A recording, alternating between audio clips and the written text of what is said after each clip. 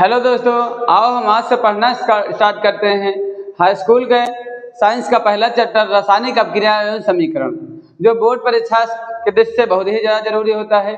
इसी से जब क्वेश्चन आते हैं तो हमारे 5 नंबर के क्वेश्चन आते हैं, जैसे कि रासायनिक अपक्रिया किसे कहते हैं, ये कितने प्रकार के होते हैं, विस्थापन अपक्रिया किसे कहते हैं, वियोजन अपक्रिया किसे कहते हैं। तो हम इस वीडियो में इन सभी चीज़ों के बारे में हम पढ़ेंगे। तो देखो, रासायनिक अपक्रिया किसे कहते हैं। तो रासायनिक अपक्रिया की परिभाषा ये होती है कि जब एक या एक से अधिक पदार्थ आपस में क्रिया करके कोई नया पदार्थ बनाते हैं तो उस क्रिया को, जो क्रिया हो रही है उस क्रिया का नाम होता है रासायनिक अपक्रिया। मतलब जब दो या दो से अधिक पदार्थ आपस में क्रिया करके कोई नया पदार्थ बनाते हैं तो उस क्रिया को रासायनिक अपक्रिया कहते हैं। जैसे चीनी और पानी मिलता तो शरबत का निर्माण करता, तो शरबत एक नया पदार्थ बना, तो इस क्रिया को हम रासायनिक अपक्रिया कहते हैं। तो देखो, रासायनिक अपक्रिया कब होगी, जब पदार्थों में परिवर्तन होगा। तो जब पदार्थों में हमारा परिवर्तन होता है तो सबसे पहले पदार्थ में परिवर्तन करना चाहिए। तो पदार्थ में जो परिवर्तन होता है वो दो प्रकार का होता है। नंबर एक हमारा होता है भौतिक परिवर्तन और नंबर दो होता है रासायनिक परिवर्तन। देखो, पदार्थ में परिवर्तन कितने प्रकार के होते हैं, दो प्रकार के। एक होता है भौतिक परिवर्तन और एक होता है रासायनिक परिवर्तन। तो वैसे देखो, इसकी डिफिनेशन ये होती है कि भौतिक परिवर्तन वह परिवर्तन होता है जिसमें वस्तु के रंग रूप आकार में परिवर्तन आ जाता है, उसे भौतिक परिवर्तन कहते हैं। जिसमें वस्तु के गुणों में परिवर्तन आ जाता है उसे रासायनिक परिवर्तन कहते हैं। जैसे कि मतलब क्या हुआ कि जैसे यहाँ पर हम कहते हैं बर्फ बनना, बर्फ का बनना। तो अगर हमारा बर्फ बना तो पानी से बर्फ बना, सादे जो बर्फ होते, बर्फ का जो गुट्टा होता है तो वो पानी से बनेगा। तो जैसा पानी का स्वाद होगा वैसे किसका स्वाद होता है, बर्फ का। तो इसमें क्या हुआ, केवल वस्तु का रंग रूप आकार बदला है, इसके गुण में कोई परिवर्तन नहीं आया। तो ये क्या होगा, हमारा भौतिक परिवर्तन। इधर ये क्या होता है, रासायनिक। रासायनिक परिवर्तन में क्या होता है, वस्तु के गुण में परिवर्तन आ जाता है।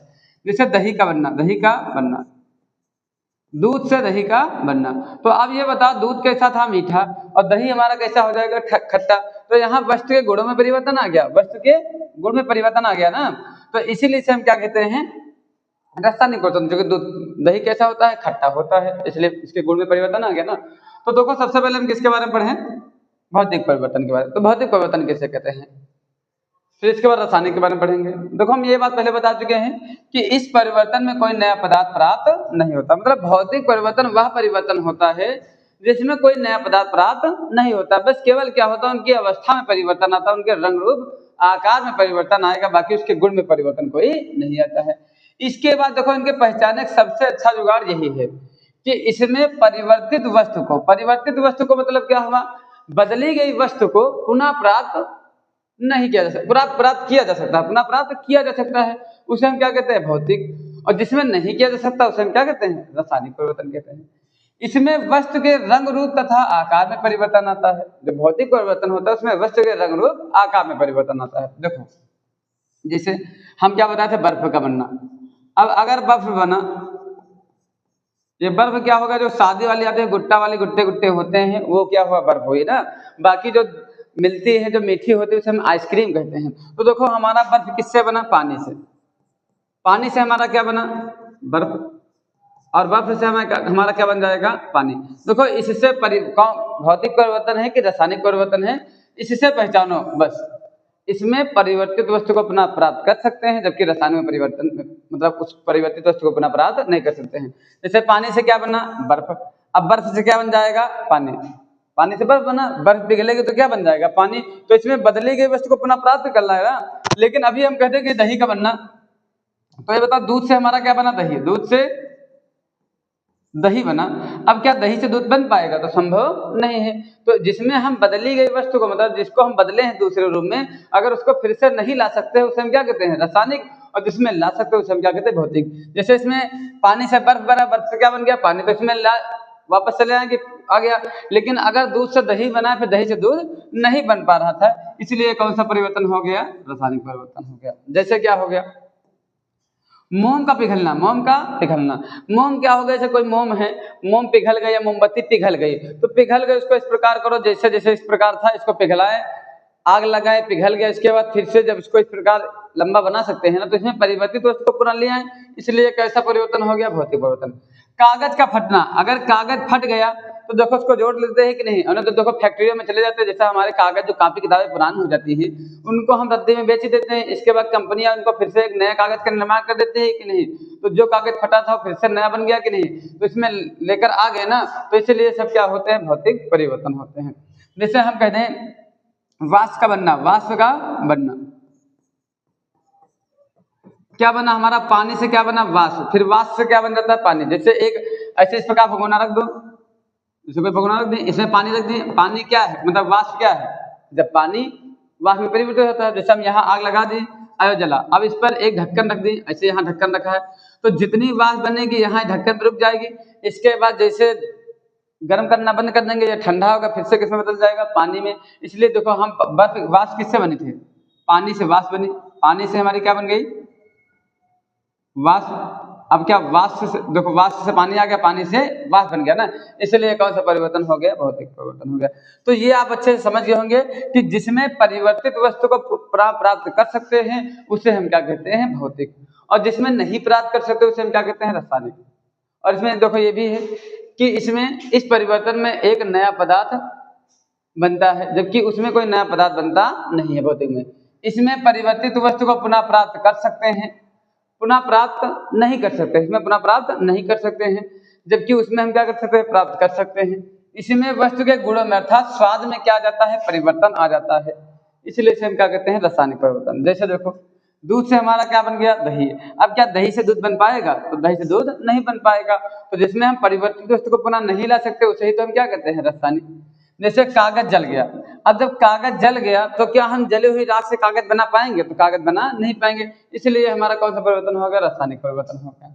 जैसे मोमबत्ती का जलना, मोमबत्ती का जलना, जैसे हमारी मोमबत्ती हुई तो मोमबत्ती जल गई, तो मोमबत्ती में जो मोम थी वो तो पुनः ला सकते हैं, लेकिन उसमें जो धागा था वो धागा जो जल गया उसको पुनः प्राप्त नहीं कर सकते, इसलिए कौन सा परिवर्तन हो गया, रासायनिक परिवर्तन। इसके बाद आप देख सकते हो, जैसे हम कह दें पेड़ का बढ़ना, पेड़ का बढ़ना। अब जैसे कोई पेड़ इतना बड़ा था, इतना बड़ा पेड़ था, अब जब बढ़कर बहुत ज्यादा बड़ा हो गया तो क्या इसको हम छोटा कर सकते हैं, तो छोटा नहीं कर सकते हैं। तो इसमें हम बदली गई वस्तु को पुनः प्राप्त कर पाए, तो नहीं, क्योंकि पेड़ इतना बड़ा था, अब इतने से इतना बड़ा हो गया, तो क्या इतना बड़ा कर सकते, तो इसको कर नहीं सकते हैं, इसलिए क्या ऐसा हो गया, रासायनिक परिवर्तन हो गया हमारा। जैसे हम कहें भोजन का पचना, भोजन का पचना, तो भोजन का पचना भी हमारा कौन सा परिवर्तन हो गया, रासायनिक परिवर्तन हो गया। भोजन का पचना रासायनिक परिवर्तन कैसे हो गया, जैसे हमारा भोजन पच गया ना, क्या अब पचे हुए भोजन को फिर से वापस ला सकते, तो उसको ला नहीं सकते, इसलिए क्या हो गया, हमारा रासायनिक परिवर्तन हो गया। जैसे हमारा कहते हैं कपूर का जलना, कपूर का जलना, देखो जितनी भी जलने वाली प्रक्रियाएं हैं वो कौन से हो जाएंगे, रासायनिक, क्योंकि जो चीज जल चुका है दोबारा प्राप्त नहीं हो सकता है। तो ये रासायनिक परिवर्तन तो आज सभी लोग को अच्छे समझ में आ गया होगा। जैसे व्यक्ति का बढ़ना, व्यक्ति का बढ़ना, व्यक्ति का बढ़ना, जैसे व्यक्ति कोई छोटा था, जैसे हम सभी लोग पहले छोटे थे, अब इतने बड़े हो गए हैं, अब क्या पूरा छोटे हो सकते, तो पुनः छोटे नहीं सकते हैं। तो हम यही तो बता रहे हैं बार बार कि जिसमें परिवर्तित वस्तु को पुनः नहीं ला सकते उसे हम क्या कहते हैं, रासायनिक। तो रासायनिक परिवर्तन भी अच्छे से आप सभी लोग को समझ में आ गया होगा। तो ये सभी होते हैं रासायनिक परिवर्तन और भौतिक परिवर्तन। जैसे एक दो क्वेश्चन और करवा दे, जैसे हम कहते हैं बल्ब का जलना, बल्ब का जलना। अब ये बताओ बल्ब जला किससे, लाइट से, विद्युत धारा से। अब अगर जैसे हम बल्ब जलाएं, बल्ब जला, उससे क्या बनी, लाइट। अब लाइट से फिर से क्या बना लेते हैं, करंट बना लेते हैं ना, क्योंकि ये बल्ब किसके कारण जला था, करंट के कारण। तो आज जब करंट के कारण उसमें लाइट आई, प्रकाश आई, अब हम अगल बगल क्या लगा दे, पैनल, अब पैनल फिर से उस प्रकाश को उसमें बदल देगी करंट में, इसलिए बल्ब का जलना हमारा कौन सा परिवर्तन हो जाता है, भौतिक। बल्ब का जलना भौतिक, क्योंकि बल्ब जला था लाइट से, और लाइट को हम मतलब अगल बगल पैनल लगा दे तो इससे फिर से क्या मिल जाएगी, लाइट, इसलिए हमारा कौन सा परिवर्तन हो गया, भौतिक परिवर्तन हो गया। लेकिन अगर हम कहते पंखे का चलना, पंखे का चलना, तो पंखे का चलना हमारा कौन सा परिवर्तन हो गया, रासायनिक परिवर्तन। क्योंकि देखो पंखा चला, तो पंखा चला, जो लाइट हमारी खर्चा हो गई है, जो हमारी विद्युत धारा खर्चा हो गई, उसको पुनः प्राप्त नहीं कर सकते, इसलिए उसे हम क्या कहते हैं, रासायनिक परिवर्तन। तो भौतिक परिवर्तन और रासायनिक परिवर्तन अच्छे से समझ में आ गया होगा। जैसे हम कहते हैं कि कागज का जलना तो हो ही गया है, कोयले का जलना, कोयले का जलना, तो कोयले का जलना हम बता, जितने भी जलने वाले प्रक्रियाएं हैं सारी कौन से हो जाती है, रासायनिक परिवर्तन हो जाते हैं। तो ये भौतिक परिवर्तन रासायनिक परिवर्तन के एक एक ऑब्जेक्टिव क्वेश्चन पूछेंगे, तो वो हो जाएंगे। अब हम पढ़ना शुरू करते हैं रासायनिक अभिक्रिया किसे कहते हैं। रासायनिक अभिक्रिया, तो रासायनिक अभिक्रिया जैसे कि जब कोई दो या दो से अधिक पदार्थ, जरूरी नहीं दो पदार्थ हो, जब एक या एक से अधिक पदार्थ आपस में क्रिया करके कोई नया पदार्थ बनाते हैं तो उस क्रिया को रासायनिक अभिक्रिया कहते हैं। जैसे कि देखो यहाँ पर यह है, बाकी हम आपको पहले देसी वाले बता दें एग्जाम्पल। तो हम रासायनिक अभिक्रिया के बारे में देखें, जैसे रासायनिक अभिक्रिया क्या होता है, जैसे कि हम देखें पानी और ले लें चीनी। जब पानी और चीनी को मिलाते हैं तो हमारा क्या बन जाता है, शरबत। अब ये शरबत बना तो देखो पानी एक अलग पदार्थ था, चीनी अलग पदार्थ था। अब दोनों को जब हम मिलाएं तो ये नया पदार्थ बना, तो इस नए पदार्थ को हम क्या कहते हैं, शरबत कहते हैं। तो क्या इसको पानी चीनी कहेंगे, तो पानी चीनी नहीं कहेंगे, इसका एक नया नाम क्या हो गया, शरबत। मतलब यहाँ दो पदार्थ मिले और एक नया पदार्थ बन गया कि नहीं। तो वही परिभाषा तो लिखे हैं कि जब एक या एक से अधिक पदार्थ, जब एक या एक से अधिक पदार्थ आपस में क्रिया करके कोई एक नया पदार्थ, जरूरी नहीं एक ही बने, अनेक भी बन सकते हैं। मतलब जब दो या दो से अधिक, जब एक या एक से अधिक पदार्थ आपस में क्रिया करके कोई नया पदार्थ बनाते हैं तो उस क्रिया को रासायनिक अभिक्रिया कहते हैं। कि जैसे क्या हो गया, हम बताने के यहाँ पानी हुआ चीनी हुआ मिलकर क्या बना रहे हैं, शरबत बना रहे हैं। तो ये एक प्रकार की हमारी क्या हो गई, रासायनिक अभिक्रिया हो गई। जिससे हम इसमें इस प्रकार भी देख सकते हैं, जैसे क्या हुआ, ये सी हुआ और ये क्या हुआ, O2। सी मतलब कार्बन, सी मतलब हमारा हो गया कार्बन, O का मतलब ऑक्सीजन। तो जब कार्बन और ऑक्सीजन आपस में क्रिया करते हैं तो क्या बन जाता है, CO2। CO2 का सी तो क्या हो जाता है, कार्बन। सी का मतलब क्या हुआ, कार्बन। अगर किसी परमाणु के साथ में ऑक्सीजन लगता है तो उसके लिए ऑक्साइड लगाते हैं। ऑक्साइड O कितने लगे हैं, 2। O के लिए ऑक्साइड O 2 लगे हैं। तो कहीं पर कोई चीज 2 लगता है तो उसके लिए हम लगाते हैं डाई। तो इसका पूरा नाम क्या हो गया, कार्बन डाई ऑक्साइड। तो जब कार्बन ऑक्सीजन से अभिक्रिया करता है तो एक नया पदार्थ बनता है जिसे हम क्या कहते हैं, कार्बन डाइऑक्साइड कहते हैं। इसका दूसरा नाम भैया शुष्क बर्फ भी है, शुष्क बर्फ। और ये कहाँ रहता है, फूली रोटी में, फूली रोटी में, फूली रोटी में यही होता है। इसके बाद ये कहाँ होता है, कोल्ड ड्रिंक में। कोल्ड ड्रिंक में भी क्या होता है, कार्बन डाइऑक्साइड गैस होती है, कार्बन डाइऑक्साइड गैस। तो ये हमारी एक प्रकार की क्या होगी, रासायनिक अभिक्रिया। मतलब जब एक या एक से अधिक पदार्थ आपस में क्रिया करके कोई नया पदार्थ बनाते हैं तो उस क्रिया को हम रासायनिक अभिक्रिया कहते हैं। जैसे हो गया हमारा दूसरी करवा, जैसे ये हो गया हमारा हाइड्रोजन और ये हमारी हो गई क्लोरीन। तो इसे हाइड्रोजन और क्लोरीन आपस में मिली तो यहाँ क्या बन जाता है, HCl। ये हुआ हाइड्रोजन, ये हुआ क्लोरीन, ये बन गया हाइड्रोजन क्लोराइड, हाइड्रोजन क्लोराइड। तो जितने परमाणु, देखो कोई भी रासायनिक अभिक्रिया को हम संतुलित करते हैं। जैसे कि हम कुछ बना रहे हैं, जैसे हम यहाँ बना रहे थे शरबत बना रहे थे, तो अगर हम पानी लिए 1 किलो, 1 किलो पानी लिए हैं, या मान लो 2 किलो पानी ले लिए हैं और 1 किलो क्या ले लें, चीनी, 1 किलो चीनी। अब जैसे हमारा ये शरबत बनेगा तो कितने किलो का बनेगा, तो जाहिर सी बात 3 किलो बनेगा, क्योंकि 1 किलो ये 2 किलो ये, तो तभी तो 3 किलो बनेगा। अगर 3 किलो नहीं बन रहा है इसका मतलब कहीं गड़बड़ है, कहीं गड़बड़ है, तभी तो 3 किलो नहीं बन पा रहा है ना। तो वैसे नहीं यहाँ भी होता है। देखो अगर जितना तत्व इधर होना चाहिए उतने ही तत्व इधर होने चाहिए, अन्यथा रासायनिक अभिक्रिया क्या है, संतुलित नहीं है। तो यहाँ देखें हाइड्रोजन कितने हैं, 2। अभी हम संतुलित रासायनिक अभिक्रिया किसे कहते हैं, इनके बारे में पढ़ाएंगे। तो यहाँ देखो हाइड्रोजन 2, तो यहाँ भी हाइड्रोजन 2 होने चाहिए, तो गुणा कितने कर देंगे, 2 से। तो हाइड्रोजन भी 2 हो गए, क्लोरीन भी 2 हो गई। तो ये एक प्रकार की हमारी क्या हो रही है, रासायनिक अभिक्रिया। तो हमको इसमें लग रहा है कि रासायनिक जो अभिक्रिया होती है उसमें 2 तरफ कुछ लिखा जाता है, एक तरफ इधर कुछ लिखा जाता है और एक तरफ इधर को लिखा जाता है। तो जो इधर लिखा जाता है इन पदार्थों को हम कहते हैं अभिकारक। इनकी भी हमारे एग्जाम में परिभाषा पूछी जाती है कि अभिकारक किसे कहते हैं। इधर जो इधर प्राप्त होता है इस पदार्थ को हम क्या कहते हैं, उत्पाद, इसे हम कहते हैं उत्पाद। मतलब अगर अभिकारक की परिभाषा पूछी जाए तो किसी भी रासायनिक अभिक्रिया में जो पदार्थ भाग लेते हैं उसे अभिकारक कहते हैं, तथा अभिक्रिया होने के बाद जो प्राप्त होता है उसे उत्पाद कहते हैं। जैसे यहाँ पानी हुआ चीनी हुआ, पानी चीनी मिली और क्या बन गया, शरबत। तो यहाँ अभिक्रिया कराने के लिए हम किसको मिला रहे थे, पानी और चीनी को। तो पानी और चीनी हमारे क्या हो गए, अभिकारक हो गए। और इसके बाद बनकर तैयार क्या हो गया हमारा, शरबत। तो ये हमारा क्या हो गया, उत्पाद। मतलब किसी भी रासायनिक अभिक्रिया होने के बाद जो पदार्थ में प्राप्त होता है उस सभी पदार्थों को हम उत्पाद कहते हैं। रासायनिक अभिक्रिया कराने के लिए जिन पदार्थों का प्रयोग किया जाता है उसे हम अभिकारक कहते हैं। तो देखो रासायनिक अभिक्रिया में मुख्य रूप से दोनों लोग रहते हैं। तो देखो दोनों परिभाषा भी याद रखिए। अभिकारक किसे कहते हैं? किसी रासायनिक अभिक्रिया में भाग लेने वाले पदार्थ को अभिकारक कहते हैं तथा किसी रासायनिक अभिक्रिया के होने के पश्चात जो पदार्थ प्राप्त होता है उसे उत्पाद कहते हैं।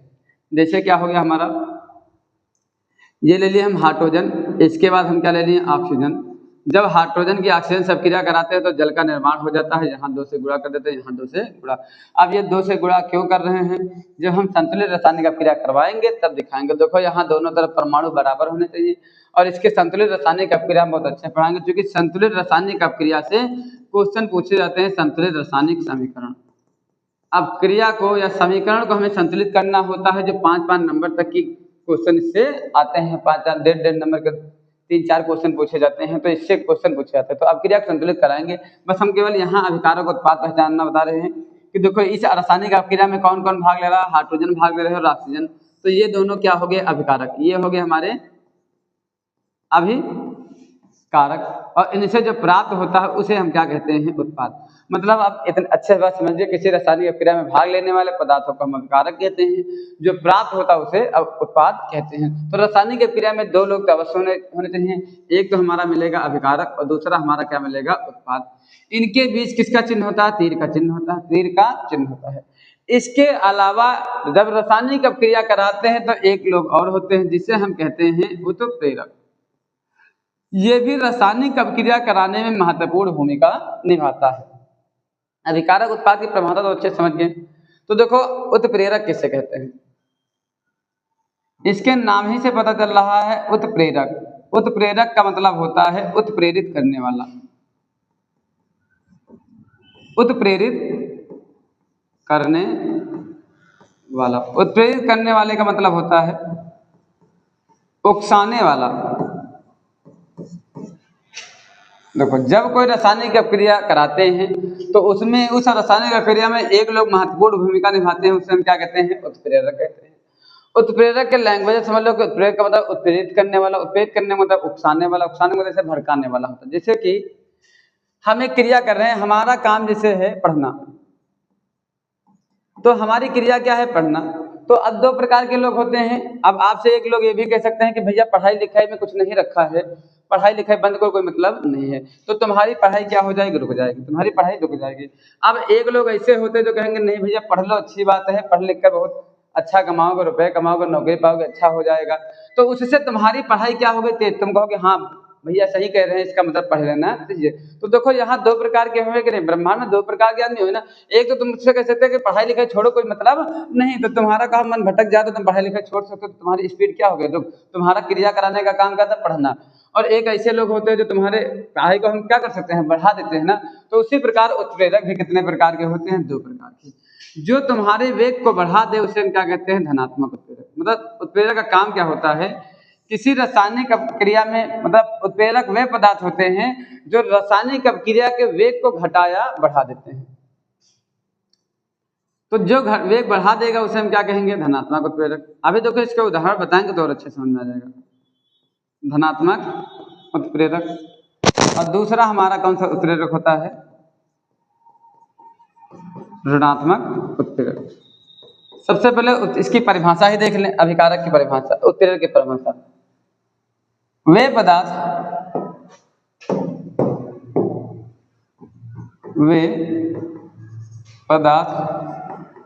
जो रासायनिक अभिक्रिया के वेग को, रासायनिक अभिक्रिया के वेग को घटाया बढ़ा देते हैं, उत्प्रेरक कहलाते हैं। जैसे कोई भी रासायनिक अभिक्रिया हो रही है तो उसके वेग को अर्थात स्पीड को घटा या बढ़ा दे, उन पदार्थों को हम उत्प्रेरक कहते हैं। परिभाषा लेते हैं कि वे पदार्थ जो रासायनिक अभिक्रिया के वेग को अर्थात स्पीड को घटा या बढ़ा देते हैं, उत्प्रेरक कहलाते हैं। अब इनका उदाहरण देखो, जैसे कि भैया हम घर में क्या पका रहे हैं? मटर। अब जैसे हमें मटर पकाना है, तो मटर जैसे हम कुकर में पका रहे हैं तो मटर पक जाएगी। ऐसा नहीं जैसे 1 सीटी में नहीं पक रही तो 2 सीटी में पकेगी, 4 सीटी में पकेगी, पक जरूर जाएगी। लेकिन जैसे हम उसमें क्या डालते, सोडा, क्या डालते हैं, सोडा। तो जहाँ 2 सीटी में पकने वाली थे वहां मटर कितने सीटी में पक जाएगी, एक ही सीटी में पक जाएगी कि नहीं। तो यहाँ सोडा एक प्रकार का क्या हुआ, उत्प्रेरक। देखो हम क्या बताया, ऐसे मटर पकाना था तो क्या बिना सोडे के मटर नहीं पक पाते, तो पक जाती है। ऐसा नहीं था कि पक नहीं जाएगी, पक जाएगी। लेकिन क्या होगा, जैसे अगर हम सोडा डाल देंगे तो मटर क्या हो जाएगी, जल्दी पक जाएगी कि नहीं। तो ये अब देखो हमारा काम था मटर को पकाना, तो सोडा क्या कर रहा है, मटर को जल्दी पका रहा है कि नहीं, मतलब अभिक्रिया के वेग को क्या कर दिया है, बढ़ा दिया, मतलब अभिक्रिया को जल्दी संपन्न करवा रहा है। तो ये कौन सा उत्प्रेरक हो गया, धनात्मक उत्प्रेरक। धनात्मक उत्प्रेरक मतलब समझ रहे हो ना। अब यहाँ पर उत्प्रेरक देखो, अगर कोई अभिक्रिया में उत्प्रेरक नहीं है तो ऐसा नहीं कि अभिक्रिया नहीं होगी, अभिक्रिया नहीं होगी, अभिक्रिया होगी लेकिन क्या होगी, धीमी होगी। बस क्या होता है, उत्प्रेरक होता है तो अभिक्रिया का वेग क्या हो जाता है, बढ़ जाता है।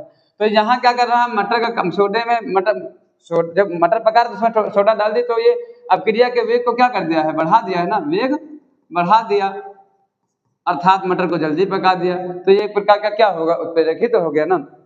अब ऋणात्मक उत्प्रेरक का काम क्या होता है, ऋणात्मक उत्प्रेरक का काम होता है वेग को घटा देना, वेग को घटा देना, और इसका काम होता है वेग को बढ़ा देना।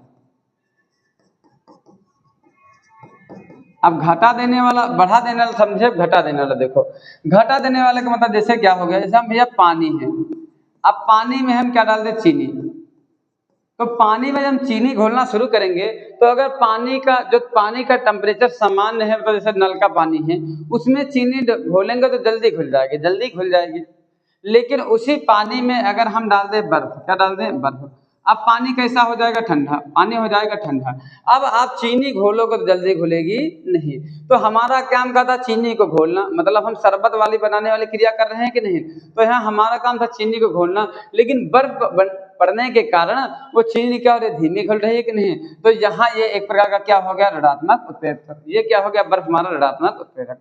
तो ये धनात्मक उत्प्रेरक और ऋणात्मक उत्प्रेरक समझ गए, उत्प्रेरक का मतलब समझ गए कि उत्प्रेरक वे पदार्थ होते हैं जो रासायनिक अभिक्रिया के वेग को घटा या बढ़ा देते हैं, उसे उत्प्रेरक कहते हैं। इसमें उसका कोई मतलब उत्पाद के स्वाद से कोई मतलब नहीं है। ऐसा तो है नहीं, ऐसा तो है नहीं कि जैसे हम मटर पका रहे तो उसमें सोडा डाल देंगे तो मटर का स्वाद अच्छा हो जाएगा, तो ऐसा तो होता नहीं है। बस स्वाद वही रहेगा, बस अभिक्रिया जल्दी हो जाती है।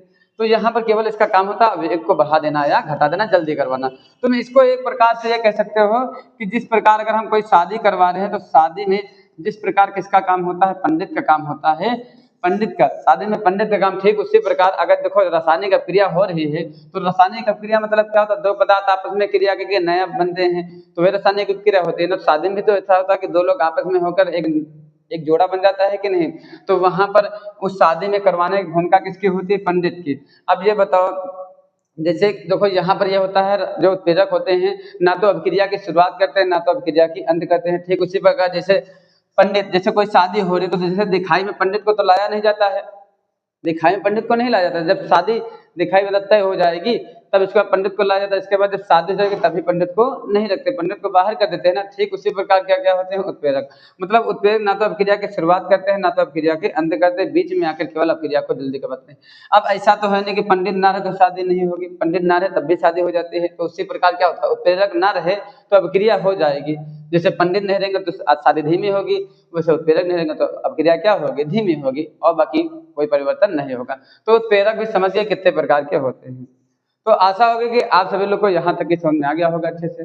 अब हम इसके नेक्स्ट वीडियो में रासायनिक अपक्रिया के प्रकार के बारे में पढ़ेंगे, ऊष्माक्षेपी अपक्रिया किसे कहते हैं, विस्थापन अपक्रिया किसे कहते हैं, इन सभी चीजों के बारे में पढ़ेंगे।